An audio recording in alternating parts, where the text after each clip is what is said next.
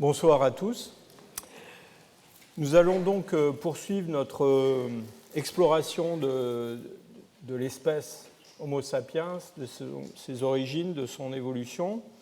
Et vous vous souvenez que lors de notre dernière rencontre, la semaine dernière, je vous ai apporté un certain nombre d'arguments pour démontrer l'origine africaine de tous les hommes dits modernes qui vivent aujourd'hui sur la planète. Et aujourd'hui et la semaine prochaine, ce que je vous propose, c'est d'explorer justement ce qui se passe en Afrique, comment ces hommes modernes s'enracinent dans des formes plus anciennes. Et puis ensuite, les semaines suivantes, nous verrons comment certains de ces hommes sont sortis d'Afrique, comment, pourquoi, quand, et où est-ce qu'ils sont allés. Je vous rappelle, je vous montre à nouveau cet arbre phylogénétique. Pour ceux qui étaient là l'année dernière, ils l'ont vu un certain nombre de fois. Juste pour vous rappeler qu'on a, pendant le Pléistocène moyen, la diversification de plusieurs groupes d'hominines, avec une forme primitive qu'on considère comme l'ancêtre commun de toutes ces formes terminales, avec d'un côté un rameau qui est un rameau eurasiatique, celui de l'homme de Néandertal, et puis un groupe frère qu'on appelle les Denisoviens, et puis une évolution qui va se dérouler en Afrique pendant presque toute cette période, y compris une grande partie du Pléistocène supérieur, et qui va donner donc notre espèce. Cette forme, cet ancêtre commun, lui-même s'enracine dans des formes beaucoup plus anciennes, Homo erectus, dont vous vous souvenez que je vous ai expliqué que c'est une espèce qui a été la première en fait à se répandre hors d'Afrique. Il y a un problème de définition du terme Homo sapiens, qui est un problème qui n'a jamais été complètement résolu. La dernière fois, je vous ai expliqué que Linné avait créé le terme Homo sapiens et d'ailleurs tout un tas d'autres termes pour désigner des formes humaines plus ou moins imaginaires souvent. Mais on n'a pas de type de l'espèce Homo sapiens comme on a un type de beaucoup d'autres espèces qui ont été décrites avec la nomenclature binominale. Nous le savons, il y a des possibilités d'hybridation entre Homo sapiens, l'homme moderne, et puis les Néandertaliens, par exemple. Et au cours des dernières années, on a prouvé qu'il y a eu des flux géniques entre à peu près toutes ces branches, dans un sens ou dans un autre, ce qui évidemment pose la question de savoir de quoi on parle quand on parle d'Homo sapiens. Et donc, je le répète encore une fois, je l'ai expliqué l'année dernière, excusez-moi, quand je parle d'Homo sapiens, je parle d'une espèce phénétique, ce n'est pas une espèce biologique au sens de l'isolement génétique avec aucune possibilité d'interfécondité. Mais en même temps, cette espèce phénétique, elle a sa valeur. En fait, c'est une situation qu'on rencontre maintenant, on le sait, très couramment au sein des mammifères pléistocènes, avec toutes sortes de groupes de mammifères où on a eu dans le passé des hybridations entre ce que l'on appelle dans la nature actuelle des espèces. Et donc cette possibilité d'hybridation a fait qu'un certain nombre de gens ont rejettent toujours d'ailleurs, cette notion que Homo sapiens doit être limité à ce phénotype particulier qui a donné naissance à l'homme actuel, et qu'en fait on doit inclure dans Homo sapiens l'homme de Néandertal, les Denisoviens. Si on inclut l'homme de Néandertal dans Homo sapiens, ça implique aussi qu'on inclut l'ancêtre commun des Néandertaliens et des hommes modernes. Et comme on sait maintenant qu'il y a aussi il a existé des échanges de matériel génétique entre des formes encore plus anciennes, Homo erectus, et puis par exemple les Denisoviens, bien de proche en proche, en fait, on peut tout rentrer dans Homo sapiens. D'ailleurs, il y a des gens qui le font, il y a des gens qui disent tout ce qui a existé au cours des 2 derniers millions d'années, ce sont des Homo sapiens. C'est un petit peu jeter le bébé avec l'eau du bain, parce que finalement, à la fin, c'est plus la peine de faire de la phylogénie, on ne sait plus du tout de quoi on parle quand on parle d'Homo sapiens. Donc moi, je l'utiliserai dans un terme assez restreint. Ensuite, il y a un problème de définition anatomique, même comportementale, de l'Homo sapiens. Et je vous le dis tout de suite, il y a un problème, de terme entre la notion d'Homo sapiens et la notion d'homme moderne. On va revenir un petit peu là-dessus dans un instant. En tout cas, un homme moderne ou une femme moderne, quand on en croise une aujourd'hui, on sait ce que c'est. Et donc, en voilà un bel exemple.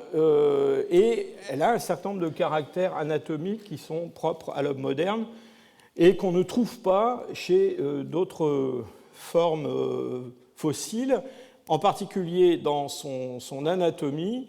Et on va beaucoup discuter de cela aujourd'hui. Elle a une face qui a une morphologie tout à fait particulière. Elle a une réduction de la face, elle a une réduction de la denture, en particulier de la denture antérieure. Elle a un menton saillant, en l'occurrence pas trop. Et donc, ça sont des caractères qu'on ne trouve pas chez un homme de Néandertal ou chez des formes plus anciennes. Puis ensuite, il y a d'autres aspects à la fois biologiques et comportementaux qui sont liés en particulier à la reproduction. On va en dire un petit mot tout à l'heure.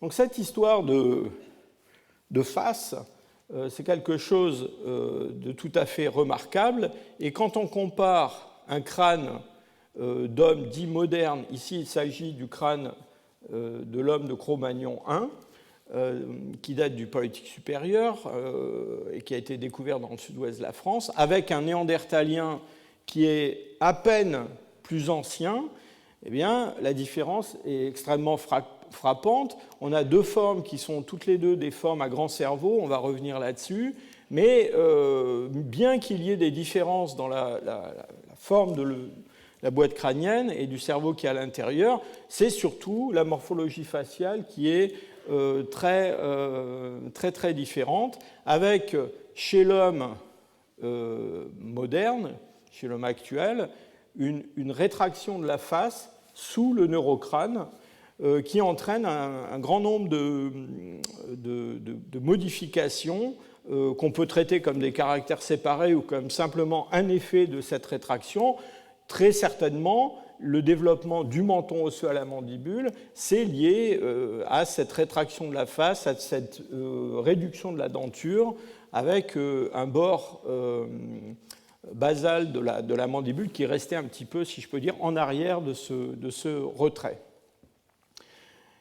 Alors la question, c'est de savoir, dans le temps, quand ces caractères sont apparus, et les paléontologues, les paléoanthropologues sont donné beaucoup de mal pour essayer de proposer une définition de ce qu'on va appeler un homme moderne ou un Homo sapiens quand on trouve un fossile et qu'il s'agit d'utiliser des caractères phénotypiques sur le squelette, notamment sur le squelette crânien et sur la mandibule, pour décider qu'on a vraiment affaire à un homme moderne.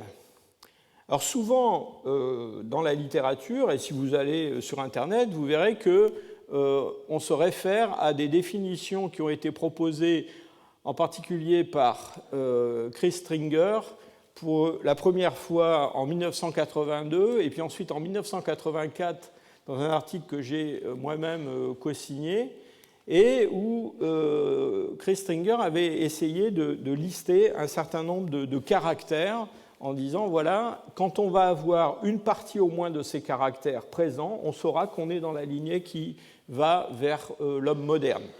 Alors ces caractères, ils concernent d'abord la boîte crânienne.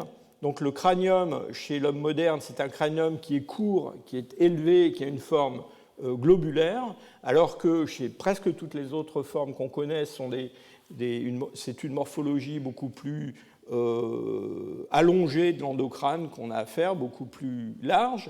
Quand on regarde les os un par un, on a une voûte pariétale qui est assez longue et qui est assez élevée, avec on peut donner des limites en termes métriques à cette forme. On a un frontal qui est élevé, qui est très convexe, et en avant de ce frontal, on a des reliefs suborbitaires qui, souvent, chez les formes fossiles, constituent un torus assez proéminent. Chez les hommes modernes, il peut y avoir des reliefs suborbitaires importants, mais ces reliefs sont discontinus et ils sont divisés en plusieurs éléments. L'occipital, c'est un occipital qui est arrondi, qui n'est pas anguleux, avec ce qu'on appelle une protubérance occipitale externe, qui est un relief qu'on a au milieu de l'occipital. Sur la face, on a une région infraorbitaire qui est aussi particulière, qui est concave dans différentes directions. Et, je vous le disais, on a à la mandibule un menton osseux qui est saillant, qui est un caractère tout à fait propre à l'homme moderne. La denture, elle est réduite par rapport à ce qu'on connaît chez les formes antérieures. Et puis, il y a quelques caractères postcrâniens. Le problème des caractères postcrâniens, c'est que souvent, on n'a pas beaucoup de postcrâniens, d'infracrâniens pour les formes anciennes. Par exemple, ce fameux ancêtre commun qu'on appelle tantôt Homo heidelbergensis, tantôt Homo rhodesiensis. Alors le problème de cette définition, donc en 82, quand Stringer et Day ont proposé cette définition, c'était pour en fait l'utiliser pour interpréter des restes qui venaient d'un gisement éthiopien qui s'appelle le gisement d'Homo Kibish. Et évidemment, ils ont été assez rapidement critiqués sur cette définition, en particulier par Milford Wolpoff. Vous vous souvenez, Milford Wolpoff, c'est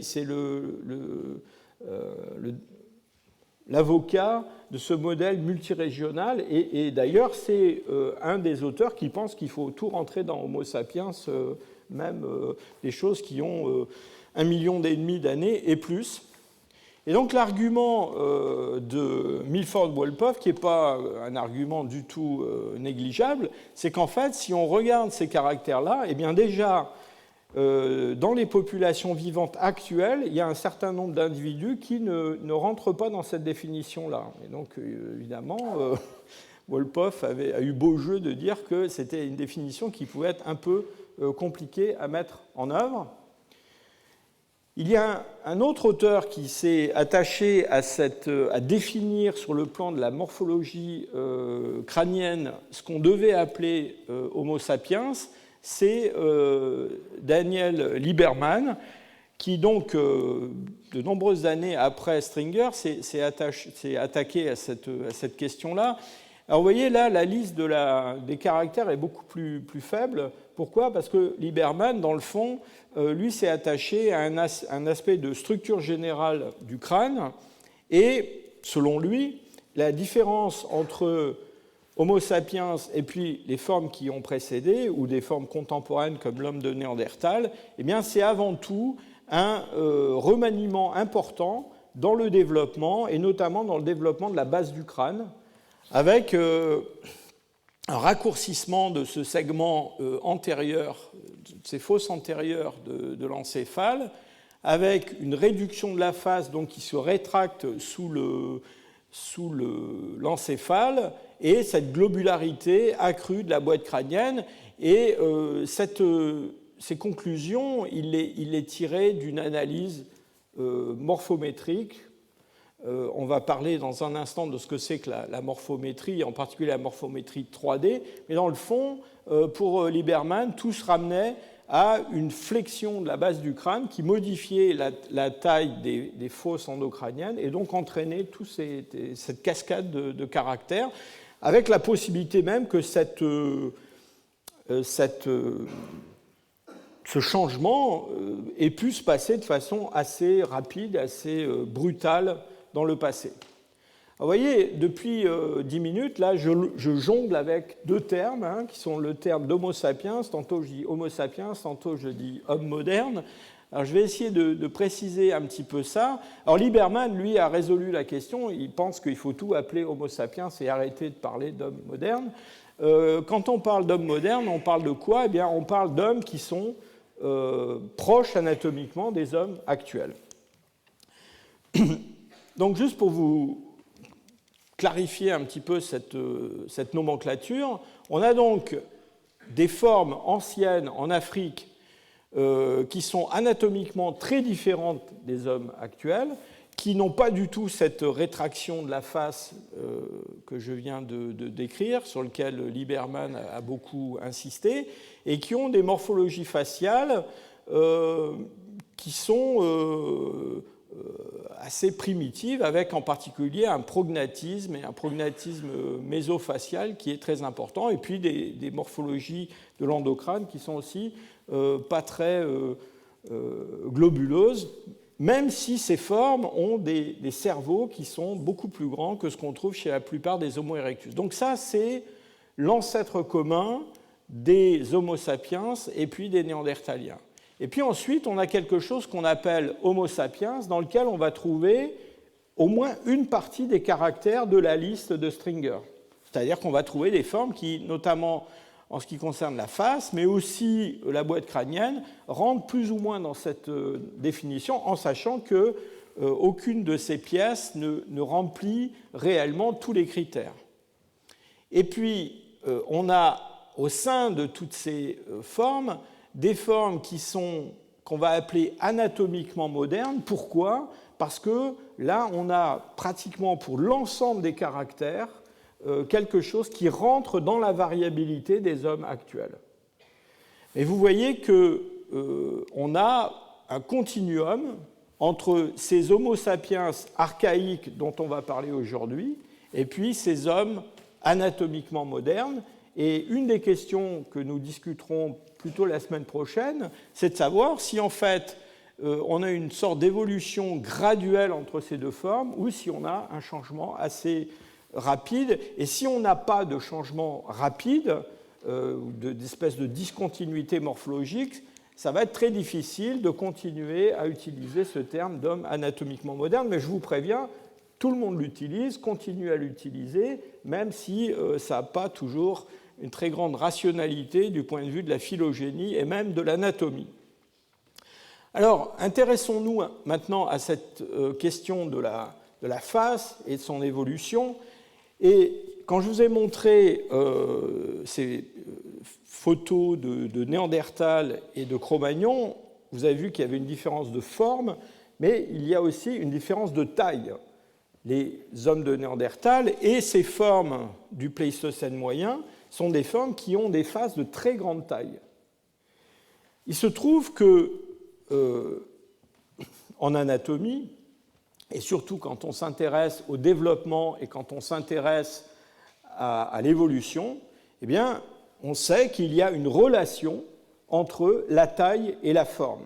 Et donc, c'est très difficile de séparer les deux aspects et de parler de la forme sans s'occuper de la taille en même temps. Et ce phénomène qui relie la taille et la forme, c'est quelque chose que les spécialistes appellent l'allométrie. Alors, qu'est-ce que c'est que l'allométrie? Eh bien, c'est assez simple à comprendre. Si vous prenez un bébé et que vous prenez un homme adulte, eh bien, un homme adulte, ce n'est pas un bébé agrandi.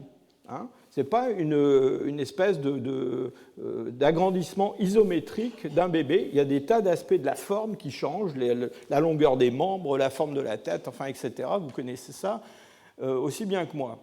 Et donc, on sait que pendant la croissance, il y a quelque chose qu'on appelle l'allométrie ontogénétique, c'est-à-dire que quand on va passer d'un nouveau-né à un adulte, eh bien, il y a des tas d'aspects de la morphologie crânienne, faciale qui changent.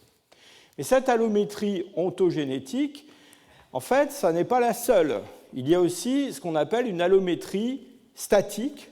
Et l'allométrie statique eh bien, décrit le fait que quand on prend des individus adultes, cette fois-ci, qui ont terminé leur développement, eh bien, suivant leur taille, leur masse corporelle, leur stature, eh bien, ils ne vont pas avoir la même forme. Et il y a, disons, les individus très grands vont avoir tendance à avoir certains caractères qui manqueront chez les individus d'un format corporel plus petit. C'est aussi ce qu'on trouve d'ailleurs entre hommes et femmes. Il y a aussi des différences de taille qu'il faut prendre en compte. Et puis enfin, il y a une allométrie, alors celle-là qui est plus compliquée encore à analyser, qui est l'allométrie évolutionnaire, c'est-à-dire une évolution où on a un changement de taille à travers le temps. Et ce qu'on aimerait savoir, dans le fond, c'est si ces changements de forme qu'on observe au cours du temps, est-ce qu'ils sont indépendants de la taille ou est-ce qu'ils sont en quelque sorte conditionnés par les mécanismes qui conditionnent l'allométrie ontogénétique ou l'allométrie statique. Et donc tout ça, il faut arriver à le débrouiller. Et pour ça, on utilise... alors, autrefois, quand j'étais étudiant, la paléanthropologie, il y avait deux écoles. Il y avait l'école de ceux qui étudiaient dans le détail les caractères anatomiques, qui les décrivaient très, très soigneusement. C'est une école qui a été particulièrement, j'allais dire, brillante en France. Et puis, il y avait des gens qui disaient « tout ça, ce n'est pas vraiment sérieux, il faut prendre des mesures et mesurer des angles, des cordes, faire des statistiques plus ou moins sophistiquées pour essayer de décrire l'évolution des formes anciennes. » Alors, le problème des mesures, c'est que on sait que si ces mesures sont des mesures simples, des longueurs, des cordes, des diamètres, des choses comme ça, ou des angles, eh bien en fait, l'utilisation de ces mesures, si elles ont l'apparence de la rigueur, en même temps, représente une perte d'information assez importante, parce qu'il y a de nombreux détails anatomiques qui échappent complètement à ce genre d'approche métrique. Mais en même temps, effectivement, la description purement morphologique, ça manque un petit peu de rigueur quantitative, on va dire. Alors, ce que se propose de faire, ce qu'on appelle en anglais Geometric Morphometrics, 3D Morphometrics, qu'on appelle en France donc la morphométrie 3D, c'est, dans le fond, de résoudre cette contradiction entre la description morphologique fine et l'approche quantitative. Et ça a été rendu possible essentiellement par le fait que les ordinateurs personnels sont apparus et donc on a eu les outils mathématiques et les outils techniques pour résoudre ça. Comment est-ce qu'on fait ? Eh bien, au lieu de prendre des mesures simples entre des points craniométriques, par exemple, eh bien, on utilise des points repères sur la structure anatomique qu'on veut utiliser. Enfin, je dis la structure anatomique, on peut faire de la morphométrie 3D sur des bouteilles, sur des tasses, sur n'importe quoi, des chaussures si vous voulez. Donc, on utilise ces repères qu'on appelle des landmarks en anglais. Ces points repères, ce sont souvent des points craniométriques connus. Par exemple, le bregma, à la jonction des pariétaux et du frontal. Et puis, alors malheureusement, je ne connais pas de terme équivalent en français, on utilise aussi ce qu'on appelle des semi-landmarks, qui sont des repères qui, eux, ne sont pas des repères qui ont une définition fixe, mais qui sont des repères qui sont placés par un programme informatique sur une surface, dans le fond, pour appréhender les modifications de cette surface. Alors, toutes ces données, tous ces points ont des coordonnées dans l'espace, donc on peut utiliser ces coordonnées dans l'espace pour étudier les changements de forme de cet objet. Ces changements de forme, j'ai mis ici une petite définition de la forme, ce sont des propriétés d'un objet qui sont indépendantes de sa taille, de son orientation et de sa position. Et pour résoudre ça, on va utiliser ce qu'on appelle la superposition Procruste, et ça veut dire simplement que tous les objets qu'on veut comparer entre eux, on les centre, on utilise un espèce de point de gravité dans l'objet, qui est le centre de cet objet, et puis on les oriente de la même façon en minimisant les distances entre des landmarks qui sont de deux objets successifs, et puis on finit par résoudre toutes ces coordonnées à des matrices de chiffres qu'on va pouvoir utiliser pour analyser les différences de forme, même de forme des différences très très fines, avec des outils mathématiques appropriés. Or, ces outils, c'est essentiellement les analyses en composantes principales, et ces analyses en composantes principales sont des outils mathématiques qui, dans le fond, permettent de réduire le nombre de variables, parce quand on prend tous ces landmarks, on a un nombre de variables énorme, donc de réduire ce nombre de variables à une combinaison de 2 ou 3 variables qui intègrent la variabilité de toutes ces autres variables. Alors on peut travailler dans ce qu'on appelle en anglais, je m'excuse, mais je vous prie de m'excuser, mais il y a un problème de traduction entre l'anglais et le français, c'est-à-dire que le mot de shape et le mot de form en anglais se traduisent tous les deux par le mot de forme en français, donc je n'ai pas trouvé d'autre solution que de vous donner les termes anglais. Donc on peut utiliser ces données, donc ces distributions de coordonnées dans l'espace en éliminant complètement la taille. Et donc là, on a dans le fond, ici par exemple, suivant 2 composantes principales, qui sont donc un résumé de toutes les variables qu'on a, et bien une distribution de points qui est une distribution d'individus. Et la proximité de ces individus dans un nuage de points montre qu'ils ont une forme très proche. Alors on peut faire quelque chose d'autre, c'est ce fameux form space, c'est réintroduire, vous me direz c'est vraiment masochiste, mais c'est réintroduire la forme, réintroduire dans la forme la taille en prenant le logarithme naturel du centroïde de la taille. Et là, on va avoir à nouveau plusieurs composantes, mais il y a une des composantes, la première, où la taille va avoir un grand poids. Et ça, c'est très intéressant parce que ça permet notamment de simuler ce qui se passe, et c'est important pour notre problème d'allométrie, de simuler ce qui se passe quand la taille varie. Et pour chaque groupe, ici on a des groupes, on va en reparler tout à l'heure, des groupes d'hommes fossiles ou d'hommes actuels, eh bien on a des trajectoires de développement entre des individus d'âge différents, et évidemment, le long de cette trajectoire, il y a un changement de taille et il y a un changement de forme.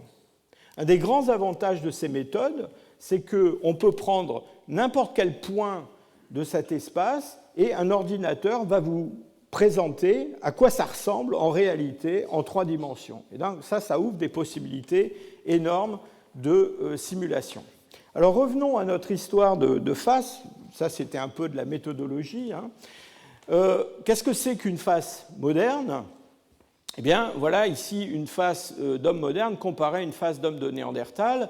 Et vous voyez qu'il y a une différence fondamentale, c'est que chez cet homme de Néandertal, et on trouve ça chez d'autres formes fossiles, en particulier d'hominines du Pléistocène moyen, on a une projection de la partie moyenne de la face, avec des parties latérales de la face qui sont obliques, qui sont fuyantes, qui paraissent presque gonflées en quelque sorte. Et puis, vous voyez cette crête qui joint le zygomatique au maxillaire, à la partie alvéolaire du maxillaire, cette crête, elle est presque rectiligne, à peine concave. Chez un homme moderne, c'est complètement différent. On a une face qui est réduite, je vous l'ai déjà dit, mais surtout qui est en façade, en quelque sorte, qui est aplatie. Et ça se traduit par une concavité des régions infraorbitaires. En plus de cette concavité générale, on a souvent une vraie dépression sous les orbites. Et puis, on a cette crête qui va du zygomatique vers le bord alvéolaire du maxillaire. Et cette crête-là, elle forme souvent une véritable encoche. Alors on va essayer de regarder maintenant le matériel fossile et voir dans le fond quand tous ces caractères et comment ils se mettent en place. Alors d'abord, je voudrais insister sur le fait que le terme de moderne en lui-même est un terme qui est un petit peu embêtant. Pourquoi ? Eh bien parce que, dans le fond, quand on dit moderne, ce qu'on veut dire, ce sont des hommes qui sont proches de nous anatomiquement modernes. Mais en même temps, ça charrie une notion qui est un petit peu problématique, parce que ça associe la notion de modernité anatomique avec la notion d'évolution. Or, il se trouve que les hommes dits modernes ont, quand on les compare aux Néandertaliens, par exemple, en fait conservé des caractères primitifs qui ont été perdus par les Néandertaliens. Et donc on se met à appeler, en fait, modernes des caractères primitifs, ce qui est assez embêtant. Mais on fait ça assez souvent. Ceci, c'est une analyse donc en morphométrie 3D du maxillaire, simplement, cet os qui porte l'arcade dentaire. Là, on a exclu le zygomatique. Simplement pour vous montrer que quand on compare dans un espace tridimensionnel tous ces individus, alors ici, un grand nuage gris d'hommes modernes, actuels, et puis des formes fossiles, eh bien, en fait, ce qu'on voit, c'est que les hommes modernes, du point de vue de la morphologie, ont conservé de nombreux traits qui sont présents chez les Homo erectus. Et en particulier, cette forme un petit peu en façade, avec une convexité de la région infraorbitaire, eh bien, on la trouve déjà chez des Homo erectus qui sont très anciens. Et dans cette analyse, dans le fond, ce que l'on voit, c'est qu'il y a un grand conservatisme de ces traits morphologiques chez plusieurs groupes, et que le groupe qui, lui, est évolué, qui est dérivé, comme disent les paléontologues, eh bien, en fait, ce sont les Néandertaliens. Donc les Néandertaliens, qui ne sont pas modernes, ce sont eux qui sont le plus évolués pour ce qui est de ces caractères de la face. En tout cas, ce sont ceux qui s'éloignent le plus de ces Homo erectus. Vous voyez aussi que ces formes du Pléistocène moyen, qui sont ici représentées en rose, eh bien, elles ont une très grande variabilité. Alors vous me direz, les hommes modernes aussi, ils ont une grande variabilité. Mais bon, là, les hommes modernes, c'est un nuage où il y a quand même des centaines d'individus, donc c'est en grande partie ce qui explique la grande taille de ce nuage. Mais avec les hommes du Pléistocène moyen, même avec un nombre limité d'individus, on a quand même une variabilité très grande. Et cette variabilité, elle est en quelque sorte à cheval sur la variabilité des hommes modernes et puis de formes comme les Néandertaliens. Et vous voyez déjà poindre cette notion qu'en fait, les Néandertaliens et les hommes modernes ont chacun, en quelque sorte indépendamment, hérité d'une partie de la variabilité qui existait chez les formes, chez l'ancêtre commun. Alors de fait, quand on regarde les fossiles, aussi bien en Europe qu'en Afrique, et qu'on regarde leur face, pour le Pléistocène moyen, c'est-à-dire, je vous rappelle, cette période qui date en gros entre 800 000 et 125 000, eh bien, de fait, on a une très grande variabilité de formes. Alors, en Europe, on a des formes qui ont tendance à s'acheminer vers la morphologie néandertalienne qu'on a déjà beaucoup discuté, cette projection de la partie centrale de la face. Mais surtout quand on regarde des individus de petite taille, eh bien, de temps en temps, on a des individus où ce caractère est peu marqué. Et c'est le cas, par exemple, sur ce crâne, qui est le crâne de Steinheim en Allemagne, qui date plutôt de la deuxième moitié du Pléistocène moyen, et où on a décrit depuis très longtemps une forme assez concave de la région infraorbitaire. Alors on se bagarre entre paléanthropologues pour savoir si cette forme elle est liée à la déformation du crâne. Certainement, mais pas uniquement. Il est quand même beaucoup moins néandertalien, si je peux dire, que des formes même plus anciennes comme celui de ce crâne de Cima de los Huesos qui date de 430 000 ans. Et en Afrique, c'est un petit peu pareil. On a des grands crânes, des formes très robustes, comme l'homme de Bodo en Éthiopie, qui a peut-être 600 000 ans, celui de Kabwe en Zambie. Alors là, je vous ai mis un âge de 600 000 à 400 000. Il y a des gens qui pensent qu'il pourrait être beaucoup plus récent que ça, même. Je fais une parenthèse pour vous dire que les âges de tous ces fossiles africains sont des âges qui sont excessivement discutables et discutés et qui sont régulièrement révisés. Mais on a aussi des formes comme ce petit crâne qui vient de Tanzanie, qui est le crâne de Ndutu, où on a une morphologie faciale différente, bien que ce soit un petit crâne avec des caractères assez primitifs par ailleurs, il a une morphologie, il est très abîmé, mais qui, d'une certaine façon, rappelle un petit peu à la fois la morphologie moderne et la morphologie des Homo erectus, si je peux dire. Et donc, je vous montre ces fossiles simplement pour illustrer cette grande variabilité dans le Pléistocène moyen de la morphologie faciale et cette idée que, en fait, on va retrouver dans le Pléistocène supérieur, après, eh bien, dans des groupes différents, un morceau de cette variabilité affirmé de façon beaucoup plus forte. Et la semaine prochaine, on discutera un petit peu du mécanisme de cette réduction en fait, de la variabilité qui se produit dans différents groupes indépendamment. Alors, on a beaucoup parlé de taille, on a parlé d'allométrie. Il y a des gens qui ont proposé l'idée qu'en fait, les changements de forme auxquels on assistait dans tous ces groupes étaient essentiellement le résultat de changements de taille. Et dans le fond, on a développé tout cet appareil méthodologique aussi pour pouvoir analyser ce genre de problème. Alors, il y a notamment 2 collègues américains, Maddox et Franciscus, qui en 2009, en analysant un grand nombre de crânes actuels et fossiles, ont montré que, en gros, plus une face était grande et plus elle avait tendance à avoir une région infraorbitaire aplatie, peu creusée.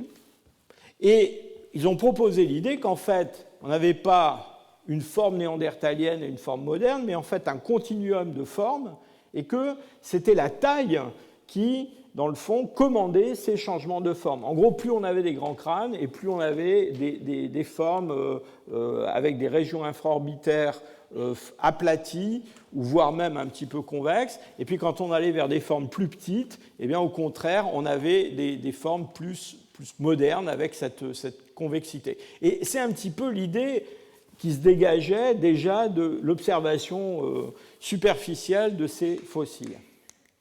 Alors en fait, la beauté de la morphométrie 3D, c'est qu'on peut tester ce genre de problème.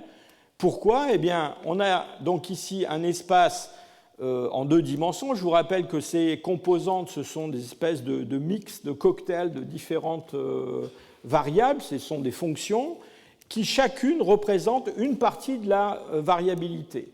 Alors ici, on est dans un espace dit form space, c'est-à-dire qu'on a réintroduit la taille pour essayer de comprendre ce qui se passe au cours du développement. Ces taches grises, ce sont des enfants modernes d'âges différents et ici des adultes. Donc on peut tracer un axe qui nous montre exactement ce qui se passe au cours de la croissance. Et ici, la même chose pour des enfants néandertaliens et puis des adultes néandertaliens et des formes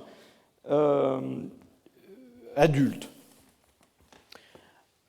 Alors on peut, dans le fond, prendre un crâne moderne, moyen, et puis essayer de voir ce qui se passe si on l'amène à une taille qui n'existe pas chez les hommes modernes actuels, mais qui est la taille de ce qu'on observerait chez un fossile du Pléistocène moyen, comme Bodo ou Kabwe. Et donc on est tout à fait capable de faire ce genre de simulation. Voilà une moyenne de toutes les faces modernes qui ont été analysées. Et voilà une face moderne qui est agrandie au-delà de ce qu'on observe chez les hommes actuels. Et vous voyez que ça a un certain nombre de conséquences. On voit apparaître, par exemple, ces reliefs susorbitaires qui sont beaucoup plus marqués, et puis des régions infraorbitaires qui sont différentes. Alors on peut partir donc de cette forme moyenne, et on peut ensuite l'agrandir à la taille de cet homme fossile de Kabwe en Zambie, ou cet homme de Bodo. Quand on fait ça, eh bien, on peut ensuite comparer l'homme de Kabwe ou l'homme de Bodo avec cet homme moderne agrandi, si je peux dire. Et quand on fait cette comparaison, eh bien, on voit que malheureusement, cet homme moderne agrandi reste quand même très différent sur le plan morphologique de l'homme de Kabwe. Vous voyez que l'homme de Kabwe, qui est ici en violet, eh bien, il continue à avoir une région infraorbitaire qui est beaucoup moins concave que ce qu'on a chez un homme moderne agrandi et il est aussi beaucoup plus prognate. Et on a exactement le même résultat quand on prend le crâne de Bodo, et qui a encore une face encore plus grande, et qu'on agrandit encore plus cet homme moderne, moyen, en modifiant sa forme, on se rend compte qu'on est toujours avec une morphologie très différente. Donc le résultat de tout ça, eh bien, c'est quoi? C'est que, effectivement, au sein des formes du Pléistocène moyen et des Néandertaliens, on peut certainement expliquer une grande partie des variations de forme par de l'allométrie, mais par contre, il n'y a pas moyen de passer par une simple réduction de taille de la forme d'un de ces Homo heidelbergensis ou Homo rhodesiensis à la forme observée chez un homme moderne.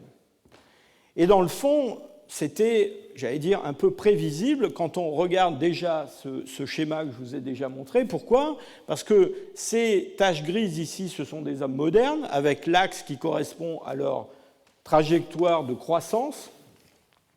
Et puis ici, vous avez en bleu des Néandertaliens, et ici, bien, ces fameux crânes de Bodo, Caboué et quelques autres dont je n'ai pas parlé. Et vous voyez bien que dans cet espace de forme, eh bien, ces grands individus, ils sont avec des très très grandes valeurs de la première composante principale, eh bien, ils ne sont pas du tout au bout de la trajectoire, en prolongement de l'axe qui représente la croissance chez des hommes modernes, mais ils se trouvent bien effectivement dans ce groupe plus archaïque. Alors, je voudrais maintenant faire une petite parenthèse à propos d'un fossile dont on a énormément parlé, qui est un crâne d'enfant qui a été trouvé à Grandolina dans le complexe de sites d'Atapuerca en Espagne. C'est une face d'enfant, un enfant de à peu près 10-11 ans, suivant des critères, j'allais dire des standards modernes de développement de la denture, et il a 800 000 ans. Et quand il a été découvert, vous voyez qu'il a une convexité infraorbitaire assez forte. Eh bien, les auteurs qui l'ont décrit comme appartenant à une nouvelle espèce d'homme fossile qu'ils ont appelée Homo antecessor, et ils ont proclamé que cette phase d'enfant était une phase pleinement moderne, et que donc dès 800 000 ans, on avait déjà en Europe des phases d'hommes modernes.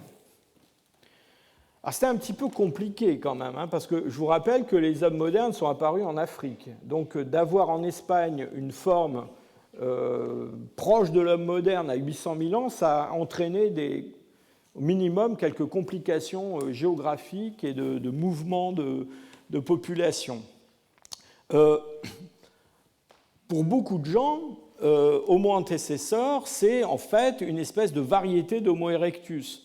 Et c'est pour ça que, dans le fond, il a conservé des caractères qui sont peut-être des caractères primitifs. Et la séparation entre la lignée qui va à l'homme moderne et puis au néandertalien, c'est une séparation qui se produit plus tard. Alors, dans ce schéma proposé par Buck et Stringer, je pense qu'ils ont été un peu conservateurs. On sait aujourd'hui que cette divergence, elle est quand même plus ancienne. Alors, encore une fois, on appelle cet ancêtre commun heidelbergensis ou rhodesiensis, mais ce qu'ont proposé donc nos collègues espagnols, c'est quelque chose de très différent, c'est-à-dire que Homo antecessor, il est déjà, dans le fond, dans la voie qui va mener à l'homme moderne, à l'Homo sapiens, via Homo rhodesiensis, avec quand même un espèce d'aller-retour morphologique un petit peu curieux. Alors quand on regarde de plus près cet enfant de Grandolina dans le complexe de sites d'Atapuerca, bien la question qu'on se pose dans le fond, c'est encore une fois, est-ce que cette morphologie qui a l'air moderne, est-ce qu'elle est moderne parce qu'il est vraiment moderne, ou est-ce qu'elle est moderne parce que c'est un enfant, et vous avez vu qu'il y a des changements de taille, il y a des changements de forme au cours de la croissance. Alors déjà, quand on regarde la forme toute seule, sans tenir compte de la taille, vous voyez qu'effectivement, ce spécimen, il est aux confins du nuage des hommes modernes, mais il est aussi dans une zone de recouvrement avec des Néandertaliens et pas très loin d'hommes du Pléistocène moyen d'Afrique et d'Europe. Quand on réintroduit la taille dans cette analyse, eh bien là, ce qu'on voit, c'est qu'en fait, cette forme de Grandolina, même si elle est toujours aux confins de la distribution moderne, eh bien, elle est quand même pas très loin de la trajectoire qui mène depuis des enfants très jeunes, comme le petit néandertalien de Pêche de Lazé, vers des néandertaliens ou des formes du Pléistocène moyen adultes.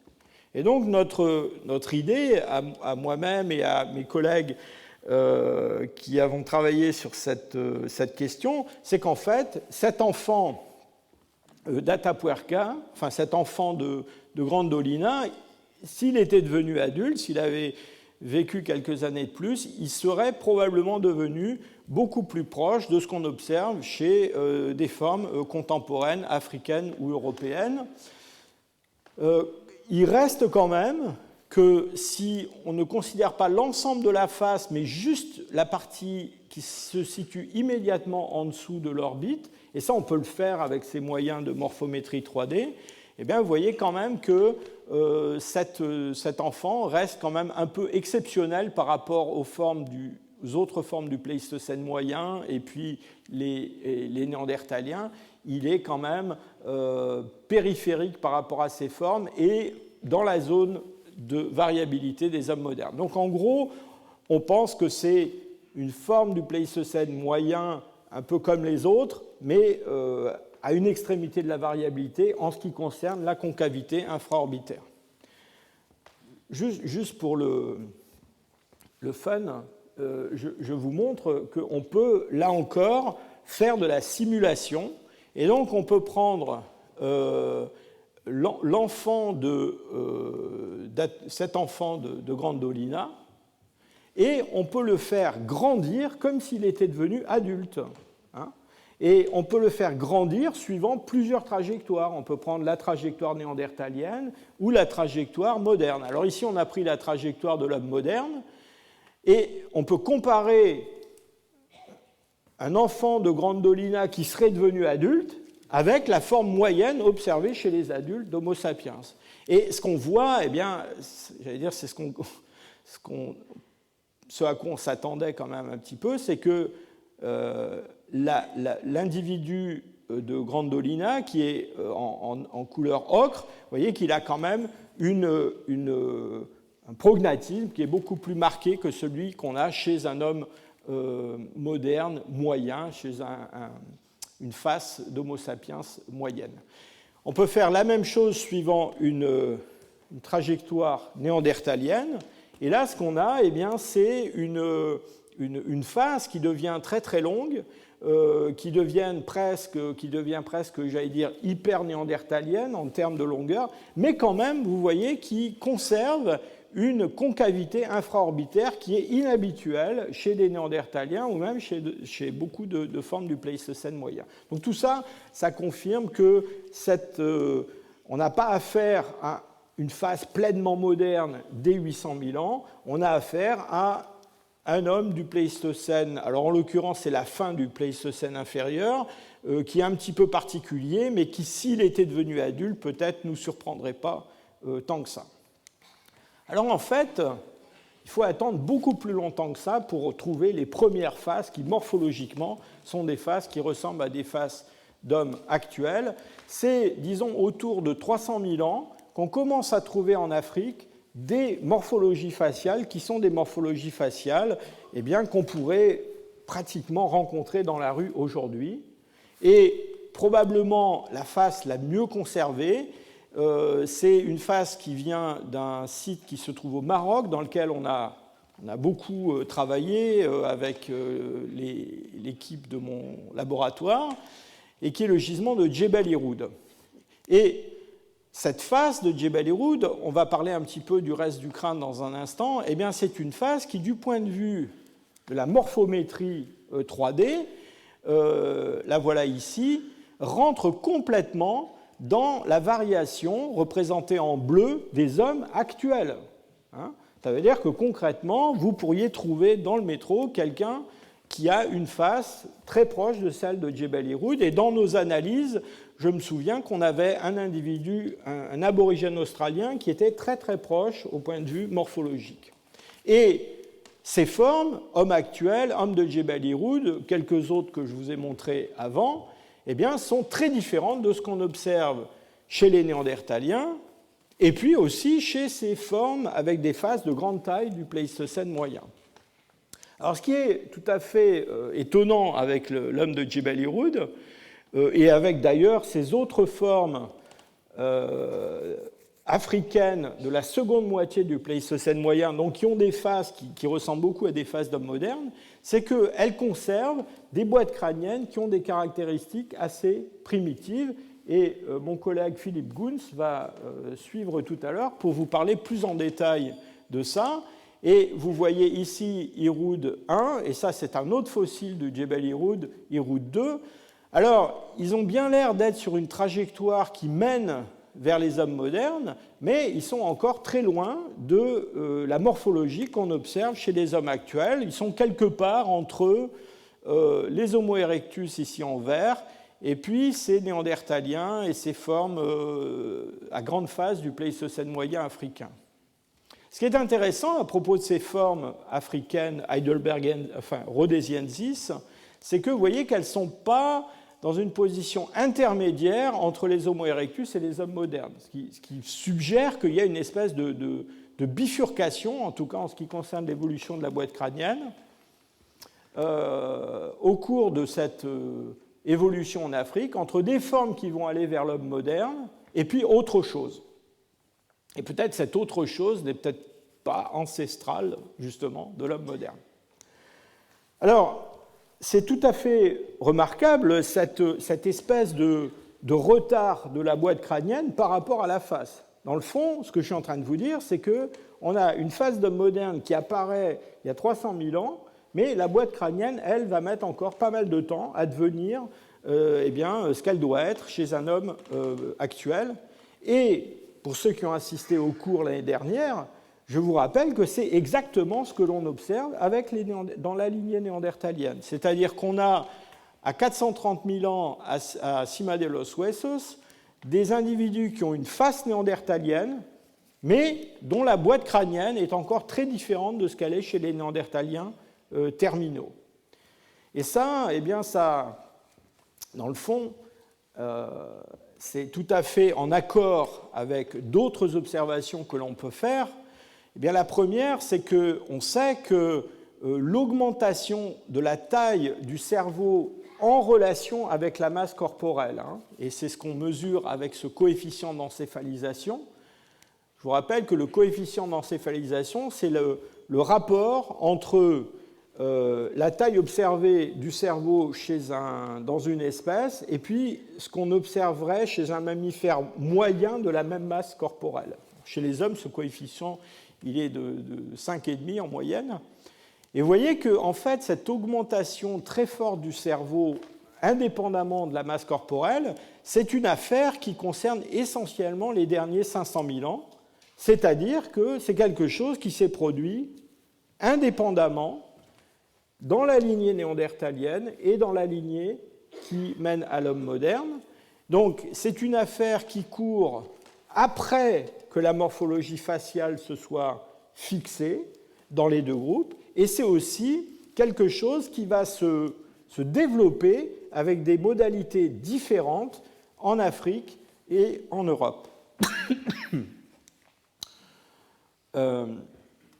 Dernier point que je veux souligner en relation avec ce développement encéphalique, dans le fond, différent dans la lignée africaine et dans la lignée européenne qui mène aux néandertaliens, c'est qu'on sait, et ça c'est la paléogénétique qui nous l'apprend, on sait qu'on a une série de gènes qui ont muté depuis la séparation de la lignée néandertalienne et de la lignée qui mène à l'homme moderne, que ces gènes ils sont présents chez tous les hommes modernes actuels, ou disons presque tous les hommes modernes, ce qui prouve que, quelles que soient les modalités d'apparition de ces mutations, elles doivent avoir une grande importance du point de vue de la sélection naturelle. Elles ont été sélectionnées positivement de façon très forte, puisqu'elles sont répandues chez tout le monde. Et au sein de ces mutations, on en a un certain nombre, ici en rouge et en vert, eh bien, qui sont liées soit au développement cérébral, soit au fonctionnement cérébral.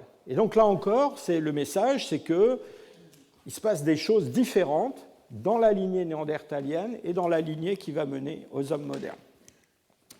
Alors, dernier point en lien avec la biologie de ces Homo sapiens archaïques d'Afrique. Quand je vous ai montré ma jeune femme à l'Oktoberfest, là, tout à l'heure, je vous ai dit que son mode de reproduction était aussi un petit peu particulier. Et quand je pensais à son mode de reproduction, je pense surtout à la façon de faire grandir les enfants, de les élever, de les allaiter, de les sevrer, etc. Pour ceux que ça intéresse, il y a un de mes cours de 2014 sur cette question-là.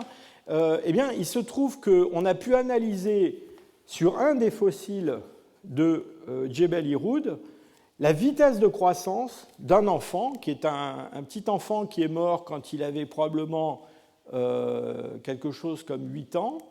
Et en analysant les microstructures dentaires de cette mandibule, eh bien, on a pu prouver que ces Homo sapiens archaïques, ils ont déjà une vitesse de croissance, une vitesse de développement dentaire, en tout cas, qui est identique à celle qu'on trouve chez des hommes d'aujourd'hui. Et ça, c'est aussi une différence avec ce qui est observé chez les Néandertaliens. Donc, vous voyez, cette période de la deuxième moitié du Pléistocène moyen, eh bien, c'est une période dans laquelle on va voir s'installer en Afrique et en Europe des différences anatomiques fortes et des différences peut-être dans d'autres aspects de la biologie, en particulier de la croissance. Alors, pour terminer, et avant de passer la parole à mon collègue, je voudrais vous dire juste un mot du comportement et des industries associées à ces Homo sapiens archaïques en Afrique. Il se trouve que cette période que j'ai soulignée autour de 300 000 ans, où on a l'apparition des formes les plus anciennes dans lesquelles on a une face moderne, on a un mode de croissance des enfants qui est probablement très proche de celui qu'on a chez les hommes actuels, mais encore un cerveau qui a conservé des caractères primitifs, eh bien, c'est aussi la période où on assiste en Afrique à ce qu'on appelle la transition entre le Early Stone Age et le Earlier Stone Age, excusez-moi, et le Middle Stone Age. Et qu'est-ce que ça veut dire ? Eh bien, ça veut dire qu'on a une série de sites. Alors, un des sites qui est le plus souvent cité, c'est le site de Kapturin, au Kenya, où on a des industries qui datent de presque 300 000 ans, 284 000, un peu plus. Mais on a d'autres sites, alors d'âge différents, mais qui approchent, disons, dans la fourchette 250-300 000, où on voit apparaître ces formes très anciennes de ce qu'on appelle le Middle Stone Age. Alors, qu'est-ce que c'est que le Middle Stone Age ? Eh bien, ce sont des industries qu'on trouve en Afrique, dans lesquelles on a une utilisation du débitage levallois pour produire des éclats, pour produire des pointes qui sont retouchées, et puis parfois même des lames. Mais à côté de ça, et ça c'est quelque chose qui est un petit peu similaire à ce qu'on a aussi en Europe, et donc on va avoir la survie de grands outils coupants, des bifaces qui sont faits sur des éclats levallois, et donc on a une espèce de période de transition où on voit s'installer ce Middle Stone Age.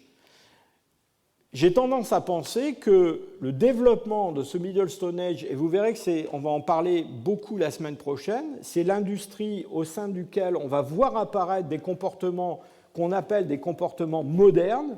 Eh bien, cette apparition du Middle Stone Age en Afrique semble coïncider avec l'apparition en fait, de ces Homo sapiens archaïques.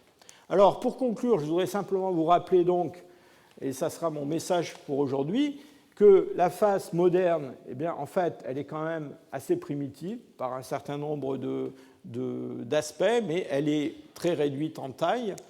Les changements de forme que l'on observe à l'origine des hommes modernes, ce ne sont pas des changements de forme qui sont liés à l'allométrie, ce n'est pas juste une question de taille. Cette forme, appelée Homo antecessor en Espagne, de mon point de vue, n'aurait pas développé à l'état adulte une morphologie réellement moderne. C'est plus tard que cette morphologie va se mettre en place dans la seconde moitié du Pléistocène moyen en Afrique. Et puis, et ça c'est un problème, je pense, qui va revenir souvent dans les années qui viennent sur le tapis, eh bien, ces formes du Pléistocène moyen d'Afrique à grande face, qu'on appelle Homo rhodesiensis ou Homo heidelbergensis, dans le fond, pour un certain nombre d'entre elles, surtout les plus récentes, eh bien, ne représentent pas vraiment des candidats idéaux pour l'origine de l'Homo sapiens.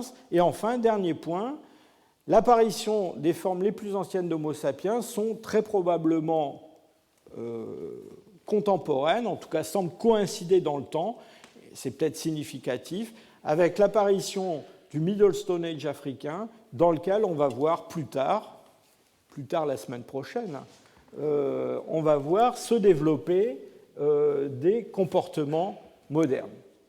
Voilà, je vous remercie pour votre attention.